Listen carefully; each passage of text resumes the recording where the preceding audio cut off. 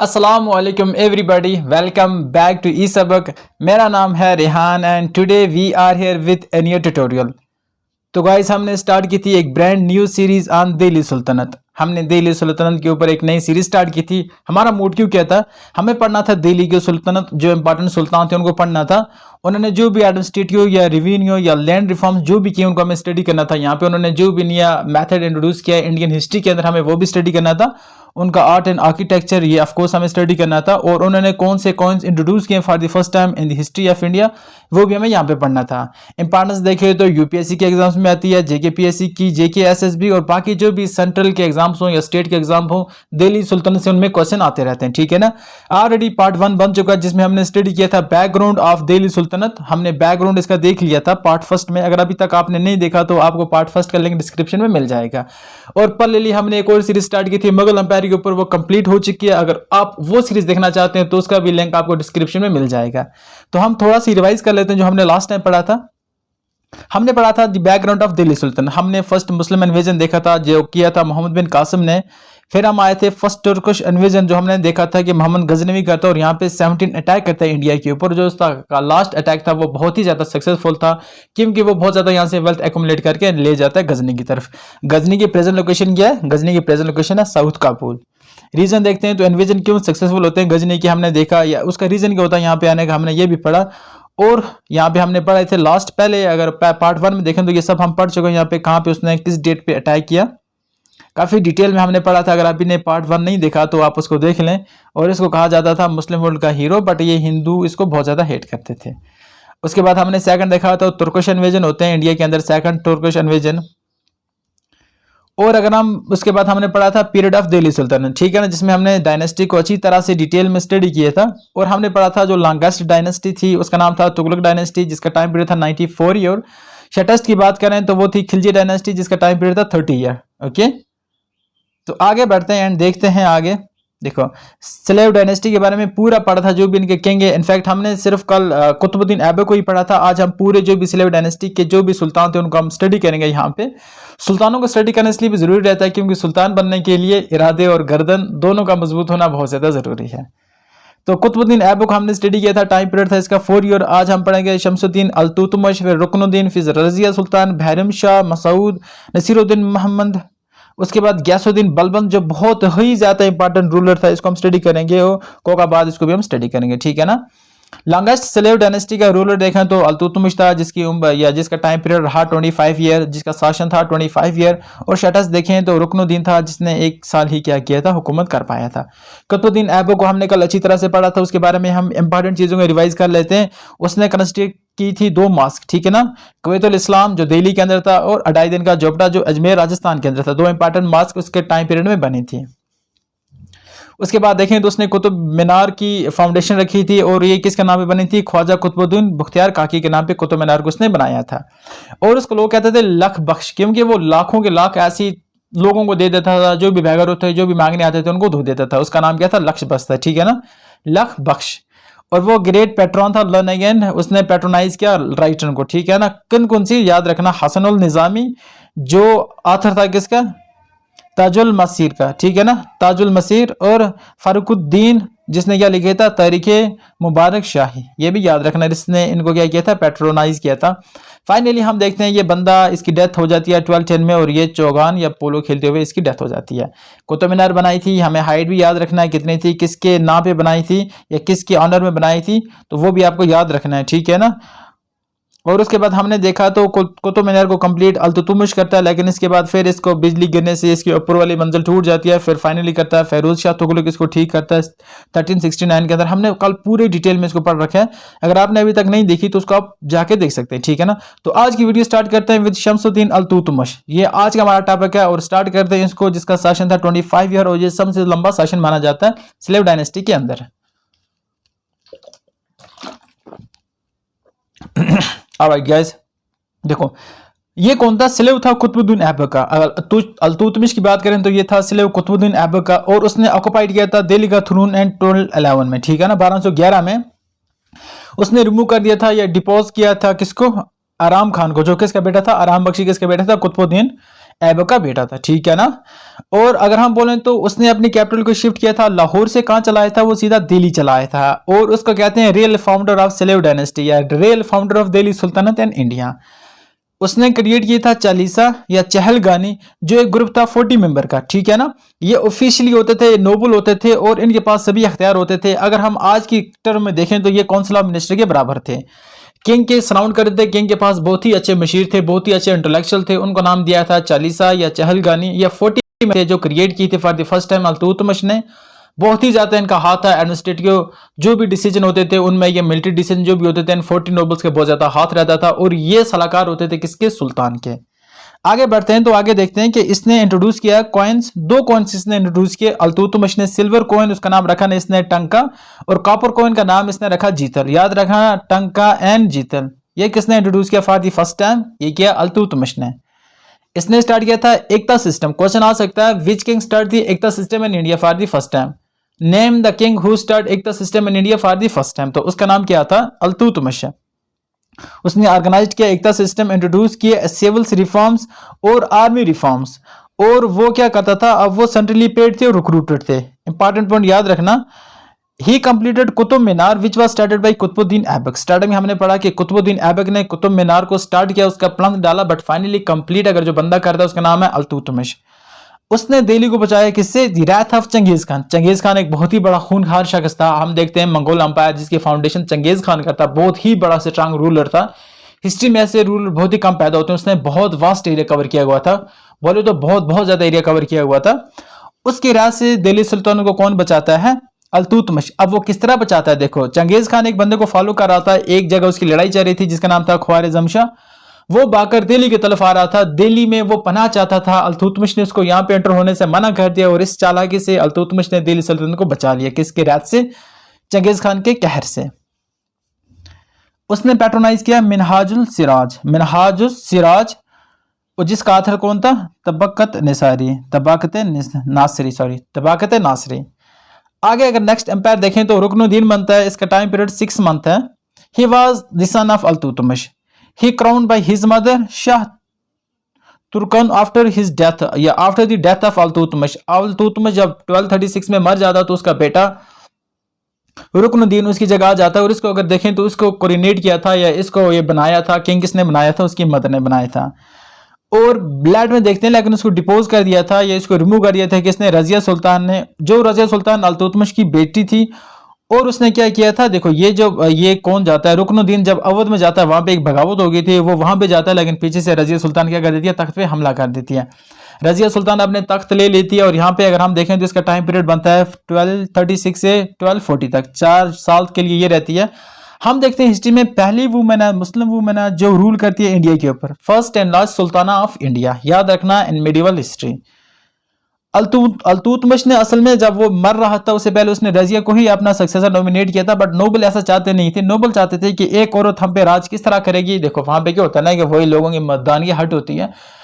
तो उन्होंने कहा कि नहीं, हम रजिया को नहीं मानेंगे। उन्होंने रुकनुद्दीन को क्या कर दिया, थ्रोन पे मतलब चढ़ाने की कोशिश की। बट 1236 में देखते हैं तो रजिया सुल्तान ने क्या कर दिया, असेंड कर दिया थ्रोन को।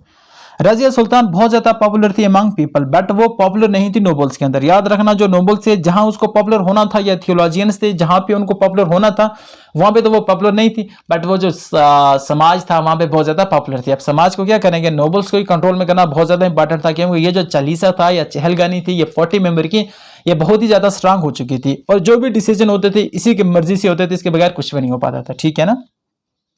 याकूत की बात करते हैं, थोड़ा सा रोमांटिक बंदा है। देखो he was slave of Razia Sultan, Razia Sultan का स्लेव था याकूत। अब देखो यहाँ पे जाओ, स्लेव को बहुत ज्यादा इंपॉर्टेंस दी गई है, यहाँ पे स्लेव भी बनते जा रहे हैं आगे। रिवोल्ट अगेंस्ट रजिया होता है, the governor of Multan, Lahore, Hansi, Badaun openly revolted against Razia. तो ये जो मैंने यहाँ पे नाम पढ़े, मुल्तान का, लाहौर का, हंजा का, ये जो किंग थे यहाँ पे, या ये जो यहाँ पे जो गवर्नर थे, उन्होंने सुल्तान के खिलाफ या सुल्ताना जो रजिया सुल्तान थी इसके खिलाफ रिवोल्ट कर दिया। इनफैक्ट उनको पसंद नहीं था कि एक औरत हम पे शासन करें। अल्तुनिया एक और करेक्टर आ जाता है यहाँ पे। अगर हम देखें अल्तुनिया कौन था, ये गवर्नर था बठिंडा का, बठिंडा करंट पंजाब के अंदर जो है, उसने रिवोल्ट किया रजिया सुल्ताना के खिलाफ, ठीक है ना। और रजिया विद याकूत, रजिया याकूत के साथ मार्च करती है अल्तुनिया की तरफ हमला करने, उस पर जंग करने उसके साथ। फाइनली अल्तुनिया मर्डर याकूत, अल्तुनिया यहाँ पे जीत जाता है और याकूत का मर्डर कर देता है और रजिया सुल्तान को इम्प्रिजन कर देता है, मतलब जेल में कर देता है, ठीक है ना। Later on Razia Sultan married to Altunia. अब बाद में हम देखते हैं कि रजिया सुल्तान क्या कर देती है, अल्तुनिया से ही शादी कर लेती है। जिसको मारने के लिए, जिससे लड़ने के लिए वो जाती है, वो इनसे जीत जाता है। इसके होने वाले जो इसका स्लेव था उसको मार देती है और फाइनली क्या हो जाता है, इसको इम्प्रिजन कर दिया जाता है, किसको, सुल्ताना को, रजिया सुल्ताना को। बट कुछ टाइम के बाद हम देखते हैं कि अल्तुनिया इसको रिहा करके से शादी कर लेता है, ठीक। 1240 में क्या होता है, Razia Sultan become the victim of conspiracy ने उसके आदो बचा और उसका कत्ल कर दिया गया। कहाँ पे, हरियाणा के अंदर, कीथल के अंदर। और उसकी अगर हम डेथ देखें तो एक कंट्रोवर्शियल इशू है कि उसको किस तरह मारा गया। इसके बारे में अभी हिस्टोरियन कहते हैं कि ये बहुत ज्यादा कंट्रोवर्शियल इशू है, क्योंकि बहुत ज्यादा हिस्टोरियन की डिफरेंट आया है यहाँ पे। रजिया सुल्तान और अल्तुतमिश को देखें तो इनकी जो मैरिज हुई थी, ये आर्मी या ये इनकी शादी के बाद ये इन्होंने मार्च की थी टुवर्ड्स दिल्ली के अंदर, मतलब दिल्ली के अंदर आना चाहते थे और जो बहरीम था उसको डिथ्रोन करना चाहते, क्योंकि दिल्ली की सुल्तानत पे किसने कब्जा कर लिया था, बहरीम शाह ने उस टाइम। बहरीम खान को देखें तो वो 3rd नंबर का सन था किसका, अल्तुतमिश का, ठीक है ना। और रजिया का भाई था। बहरीम खान कौन था, वो अल्तुतमिश का बेटा था 3रे नंबर का और रजिया सुल्तान का भाई था। अब उसने पीछे से सुल्तानत को हड़प लिया था और रजिया अपने होने वाली शोहर के साथ आ रही थी और उसका सफाया करना चाहती थी। क्या होता है कि बहरीम खान क्या करता है, अपनी फौज लेके आता है और अपनी सिस्टर के खिलाफ जंग करता है, जिसमें अल्तुनिया, और उसको वो मार देता है और यहाँ पे बहरीम खान क्या होता है, सक्सेसफुल हो जाता है, ठीक है ना। अब क्या होता है कि रजिया सुल्तान के जो ट्रूप्स थे, जो भी उसके आर्मी के मेंस थे, उन्होंने उनको धोखा दे दिया और यहाँ पे रजिया सुल्तान और अल्तुनिया को खत्म कर दिया जाता है 1240 में। याद रखना, इन दोनों को खत्म कर दिया जाता है, ठीक है ना। अल्तुनिया और रजिया सुल्तान की क्या केमिस्ट्री देख लेते हैं। ये चाइल्डहुड से एक दूसरे को अच्छी तरह से जानते थे ना, चाइल्डहुड से एक दूसरे से बेपनाह करते थे, जो भी करते थे। देखो, some believe that because of help of Altunia Razia become rulers, Altunia could not able to forgive the closeness of Yakut and Razia, that why attack Delhi and prison Razia. तो कुछ लोग ये कहते हैं कि जो अल्तुनिया था कि वो बहुत ज्यादा ट्रू क्या करता था, इसके साथ, रजिया के साथ ट्रू लव करता था, ये बोल सकते हैं हम इसको। बट रजिया सुल्तान यहाँ पे एक स्लेव से शादी कर ली थी, उसको बहुत ज्यादा गुस्सा आता है और उल्टा वो आगे दिल्ली पे हमला कर देता है और रजिया सुल्तान को अपना गुलाम बना लेता है, या बोले तो स्लेव बना लेता है, इम्प्रिजन कर देता है और लेटर ऑन से शादी करेगा। बट ये एक हिस्टोरियन का एक पॉइंट ऑफ व्यू है, ठीक है ना, व्यू पॉइंट है। आगे चलते हैं, बहरम खान की, बहरम शाह से देखते हैं क्या होता है। उसका अगर शासन देखें तो 2 साल का होता है।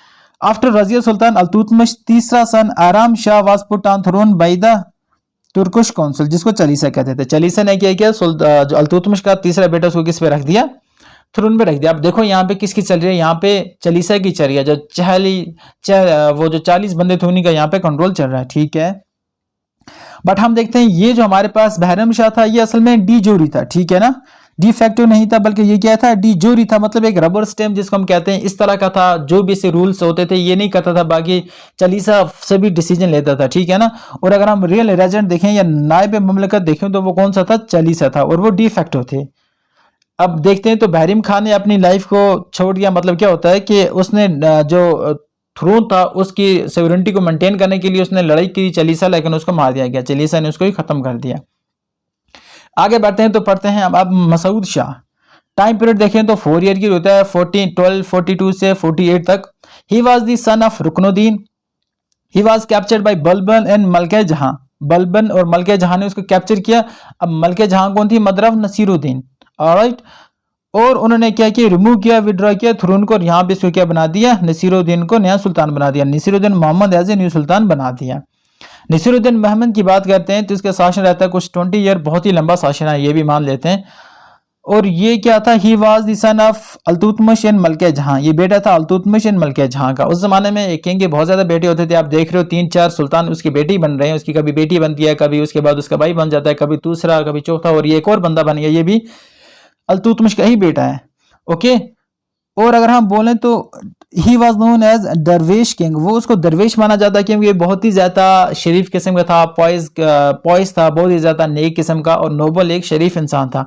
उसकी डेथ हो जाती है 1266 में। गियासुद्दीन बलबन जो बहुत ही ज्यादा खतरनाक बंदा था, देखें तो इसका शासन रहता है 21 ईयर। इसके बारे में पढ़ना बहुत ज्यादा जरूरी है। इसने सबसे पहले आके क्या किया, भाई यहाँ पे किंग की कोई वजूद ही नहीं है, मतलब किंग की कोई फजीलियत ही नहीं है, किंग के पास कोई पावर ही नहीं है। ये जो पूरी पावर है ये चलीसा के पास है, तो एक काम करते हैं, चलीसा को खत्म कर देते हैं। क्या करता है कि पावर कर देता है ब्रेक चलीसा की और रिस्टोर कर देता है किसकी, इम्प्रूव उनके प्रेस्टीज जो होते हैं उसको रिस्टोर कर देता है। और वो अपॉइंट करता है स्पाई सिस्टम को, जो स्पाई कर देता है through out the territory of the sultan. Military department ने इसको मतलब रिफॉर्म किया और उसका नाम क्या रखे, दीवाने अर्ज। याद रखना मिलिट्री डिपार्टमेंट का नाम क्या था तब, Diwane Arz. He carried a strong military army to deal with internal disturbance and external aggression like Mongols. उसने क्या काम किया, जो इंटरनल डिस्टर्बेंस कहां से होती थी, देखो इंटरनल डिस्टर्बेंस होती थी जो नोबल्स आपस में करते थे, यहां से उनको खतरा था कि यहां से कुछ ना कुछ हो सकता है। और एक्सटर्नली इनको जो लाहक थे, यहाँ पे देखो इंडिया में इनको राजपूत से कभी भी डर नहीं लगे, इंडिया में इनको मराठा से या बाकी जो भी इंडियन स्टेट्स से नहीं डर लगा, बल्कि इनको डर जो लग रहा था वो मंगोल से लग रहा था। मंगोल काफी ज्यादा खूंखार लोग के किस्म के लोग थे। देखते हैं तो बलबन क्या करता है, आयरन एंड ब्लड पॉलिसी को इंट्रोड्यूस करता है। इसका मतलब है कि कोई भी बंदा किंग को अपोज नहीं कर सकता, किंग का जो हुक्म है वो फाइनल है एंड वो हुक्म है खुदा का। और उसने अपने आप को नाम दिया था जिल्ले इलाही, मतलब खुदा का साया, god of shadow of god. He introduce paibos and सईदास फॉर नॉर्मल फॉर्म। उसने इंट्रोड्यूस किया दो चीजें, पाइबाज एंड सईदास। पाइबाज क्या होता है कि आप झुककर सुल्तान के कदमों को चूमोगे, यहाँ पे हाथ चूमने की बात नहीं कर रहे, आप उसके कदमों को चूमोगे, उन पे किस करेंगे, उन पे भरोसा देंगे। और सजदा क्या होता है, हमें पता है कि वो बिफोर दी किंग, किंग के सामने झुकना है, मतलब पूरा झुकना है, यहाँ पे उसके सामने सजदा करना है। असल में ये जो वो कर रहा था वो इसलिए कर रहा था ताकि उसके सामने जो नोबल थे वो अपने आप को हकीर समझे और सुल्तान अपने आप को ऊपर समझे। क्या समझा जाता था यहाँ पे, जब चालीसा एस्टेब्लिश हो गया तो वो सोचते थे, 40 बंदे सोचते थे हम में से कोई भी सुल्तान बनेगा, सुल्तान हम में से ये है और हमारे बराबर है, हमसे ऊंचा नहीं है। अगर वो सुल्तान भी बन गया तो जितनी हमारे पास पावर है उतनी उनके पास है। बट बलबन ने क्या कहा कि भाई सुल्तान खुदा का रूप है, वो खुदा का अवतार है, या हम बोलें तो शैडो ऑफ गॉड है, वो तुमसे ऊपर है और तुम उसको सजदा करो और तुम उसके पांव चूमो। तो ये जो ट्रेडिशन ये किसने स्टार्ट की थी, बलबन ने स्टार्ट की थी, पैबोस एंड सजदा। आगे देखते हैं तो उसने मावाड़ के राजपूत को डिस्ट्रॉय कर दिया, जहां दो आप के करीब इनकी जंग हुई थी। और अगर हम देखें तो उसने फोर्ट वहां पे बिल्ड कर दिया, जो जंगल वंगल काट कर उसने वहां पे क्या बनाया, फोर्ट बनाया। अगर हम देखें तो लास्ट के टाइम पे वो क्या होता है कि सुल्तान से ज्यादा उकदा जाता है, क्योंकि उसके सबसे प्यारे बेटी की डेथ हो जाती है, जिसका नाम क्या था, महमूद, ठीक है ना। और यहाँ पे अगर हम देखें तो महमद डाइड हो जाता है फाइटिंग विद मंगोल्स, मंगोल के साथ उसका बेटा फाइटिंग करते मर जाता है। और तुगलिक वाज कैप्चर्ड एंड बीहेडेड, ठीक है ना, Tughril was captured and beheaded. तो ये था इसके बारे में। अब लास्ट हम देख लेते हैं जिसका नाम है क्योकाबाद। ये इसका टाइम पीरियड देखें 1287 से 1293 सा रहता है। तो grandson of Balban and was seated to the throne of 1287 में ये क्या बन जाता है, Fakhruddin was the kotwal of Delhi who assumed high political authority during the last days of Balban. Fakhruddin की बात करें तो वह कोतवाल था, किसका, दिल्ली का कोतवाल था, और उसके पास बहुत ज्यादा पॉलिटिकल पावर आ गई थी किस दौरान, जब बलबन का अंतिम टाइम चल रहा था। Kaiqubad was killed by Khilji family noble. Khilji family के एक नोबल था जिसने कोकाबाद को किल कर दिया और उसने दिल्ली सुल्तनत को एंड करके क्या लाया, यहाँ पे खिलजी डायनेस्टी का एस्टेब्लिश कर दिया दिल्ली के अंदर। ऑलराइट, अब क्या हम पढ़ेंगे खिलजी डायनेस्टी के बारे में, ठीक है ना। मुख्तसर सा पढ़ के हम आगे चलते हैं खिलजी डायनेस्टी के बारे में। इसका टाइम पीरियड देखें तो 1290 और 32 के बारे में, ठीक है ना। खिलजी डायनेस्टी के हम इंपॉर्टेंट किंग देखेंगे, डिटेल में हम बाद में पढ़ेंगे, ठीक है ना। इंपॉर्टेंट किंग देखेंगे, हमने स्लेव डायनेस्टी अच्छी तरह से पढ़े, ठीक है ना। अब खिलजी डायनेस्टी के किंग देखते हैं, जलालुद्दीन खिलजी। जलालुद्दीन खिलजी का टाइम पीरियड देखें 1290 से 1296, 6 ईयर इसका शासन होता है। और ये कहते हैं founder of Khilji dynasty Jalaluddin Khilji. उसके बाद अलाउद्दीन खिलजी जो है इसका टाइम पीरियड है 1296 से 1306 तक, 20 ईयर तक इसी का शासन होता है। और Alauddin Khilji most wonderful empire है दिल्ली का, बोले तो सुल्तान है दिल्ली का। इसके बहुत ज्यादा आप देखोगे तो इस पे ऊपर मूवी बनी थी जिसको हम कहते हैं पद्मावत, दो वो हिस्टोरिकली डिस्टॉर्टेड मूवी थी, उसमें बहुत ज्यादा मतलब मिसगाइड किया गया था लोगों को, उसमें कुछ ऐसा फैक्ट था ही नहीं। हाँ, उसमें आप देख सकते हैं कि अलाउद्दीन खिलजी को मतलब वो कभी वाइन पी रहा है, उसने तो वाइन बिल्कुल अपने दरबार में मना कर रखी थी, उसमें वो सब कुछ दिखाया जाता है। तो हम देखेंगे उसके बाद इसका टाइम पीरियड देखेंगे, इसने क्या क्या यहाँ पे रिफॉर्म्स किए, सब कुछ हम पढ़ेंगे। और हम देखेंगे इसमें मतलब इसके बाद जो मुबारक खान आता है उसका कितना टाइम पीरियड रहता है। देखो अगर दिल्ली से या खिलजी डायनेस्टी में देखें तो जो मैक्सिमम एरिया होता है या मैक्सिमम जिसका टाइम पीरियड रहा है वो अलाउद्दीन खिलजी है। इसने बहुत ज्यादा अपनी किंगडम को वास्ट तौर पर एक्सपेंड किया। ये इसने साउथ पे बैक टू बैक हमला किए और ये ऐसा किंग था जिसने मंगोल को इंडिया के अंदर नहीं दाखिल होने दिया, ठीक है ना। मंगोल पे जो भी अटैक करने आते थे इसने मुंह तोड़ जवाब दिया और इस वजह से ये बहुत ज्यादा फेमस है। इसने इंडिया को सेव करके रखा, या हम बोलें तो दिल्ली सुल्तान को सेव करके रखा from the wrath of Mughal, वो मंगोल्स, जो मंगोल से उनकी रैथ से इन्होंने क्या करके रखा, सेव करके रखा, ठीक है ना। खिलजी के बारे में हम कल पूरी डिटेल में पढ़ेंगे और आपको काफी मजा आने वाला है। आगे बढ़ने से पहले मैं आपको बोलूंगा कि आप हमारे चैनल को जरूर लाइक करें, सुल्तान को थोड़ी सी मोहब्बत बख्शें, चैनल को लाइक करके चैनल को लाइक करके, चैनल को सब्सक्राइब करके और इस वीडियो को अपने फ्रेंड के साथ शेयर करके। तो हम कल पढ़ते हैं खिलजी डायनेस्टी और बाकी जो भी इसके बाद तुगलक डायनेस्टी, सही डायनेस्टी और लोधी डायनेस्टी हम वो भी आगे पढ़ेंगे। तो आज की वीडियो में इतना ही। Thank you, have a nice time ahead.